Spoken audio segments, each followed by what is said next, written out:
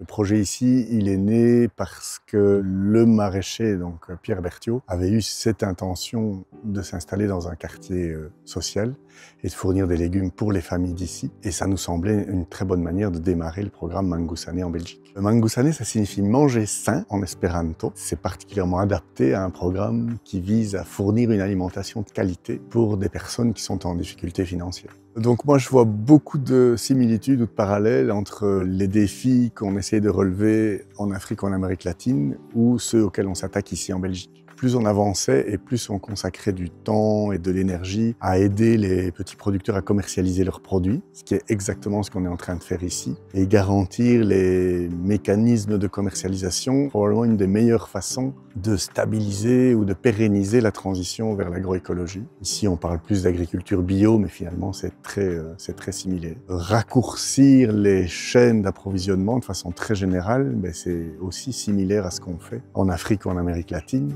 Parce qu'on cherche toujours à recréer du lien direct entre les consommateurs et les producteurs, ce qui est une façon d'améliorer ou d'accroître la résilience du système alimentaire. Vu le démarrage ici à Jadac et le fait que petit à petit on ait fait connaître le projet, mais il y a beaucoup de structures ou de personnes qui rentrent en contact avec nous et c'est comme ça que petit à petit la toile se tisse et qu'on a connaissance d'autres initiatives qui seraient intéressantes pour nous de soutenir également. C'est un projet d'un jardin dans un quartier avec un collectif de citoyens qui mangent les légumes de ce jardin, qui participent également aux cultures. On n'est pas dans une démarche commerciale, on est plus dans une démarche de produire de la nourriture, de manger de la nourriture avec nos propres moyens, localement. Les membres de cette communauté s'engagent à l'année à prendre leurs légumes sur ce jardin. Il y a de leur côté un avantage de connaître l'origine de ce qu'ils mangent, d'une part. D'autre part, d'avoir un prix qui est intéressant. Il y a toujours une personne dans ce groupement qui est un peu le référent pour le jardin, qui organise les choses. Il y a un maraîcher de référent. Pour cette personne-là, l'avantage, c'est qu'il y a une garantie de revenus qui est assurée par le fait que les membres s'engagent à l'année. Ça lui évite donc de devoir maintenant aller vendre ses légumes ailleurs, avec d'autres canaux de distribution qui sont des filières commerciales, mais qui nécessitent à ce moment-là disposer d'un véhicule pour faire des livraisons, de faire tout un travail de commerce, de facturation. En définitive, ajoute un deuxième métier à celui de maraîcher. On avait l'idée de faire réaliser un prix différencié pour accéder à l'abonnement. Et donc l'abonnement est 10 € par semaine par personne. Ceux qui avaient plus de moyens pouvaient choisir de payer plus. Cet argent supplémentaire serait octroyé pour permettre à des personnes qui ont plus de difficultés financières d'accéder à un abonnement à moindre prix.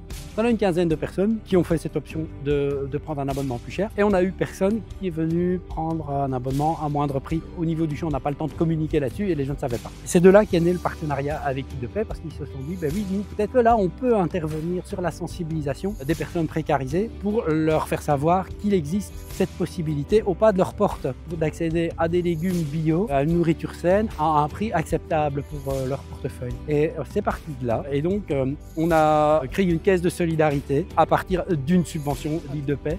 Et Île de Paix a réalisé toute la sensibilisation, l'animation autour du projet auprès des maisons de quartier, avec les CPAS, en rayonnant pour faire connaître ce système. Après quelques semaines de collaboration, on a constaté qu'on avait des personnes qui étaient fidélisées, qui venaient régulièrement, mais sans pour autant s'engager sur le long terme à l'année, parce que c'est vraiment quelque chose qui est compliqué pour les personnes et les familles précarisées. Et donc, on a pris l'option de faire le même système, mais avec des tickets à la semaine. Et voilà, et donc une réduction de prix sur l'abonnement. C'est pas seulement un magasin où les gens viennent faire leurs courses, quoi. Parmi le public de personnes précarisées, ce motif d'être en confiance dans une ambiance de communauté comme ça, c'est un facteur qui est important.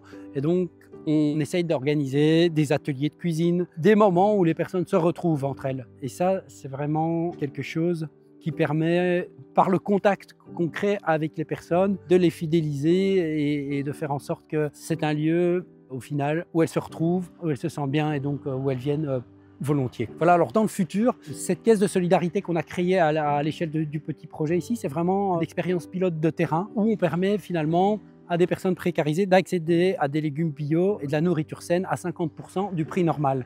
Alors, il y a d'autres initiatives du même type qui se créent sur le Namurois. Et actuellement, il y a une réflexion, un groupe de réflexion qui se met en place pour réfléchir à la création d'une caisse de solidarité pour l'alimentation à Namur. et qui permettent de regrouper ces différentes initiatives. Dès ce moment-là, on aurait des points de vente qui seraient conventionnés, dans lesquels les personnes précarisées pourraient aller faire leurs achats à moitié du prix. Ça, c'est juste un élément pour le futur qui est actuellement en réflexion et dans lequel on s'inscrit avec dynamisme.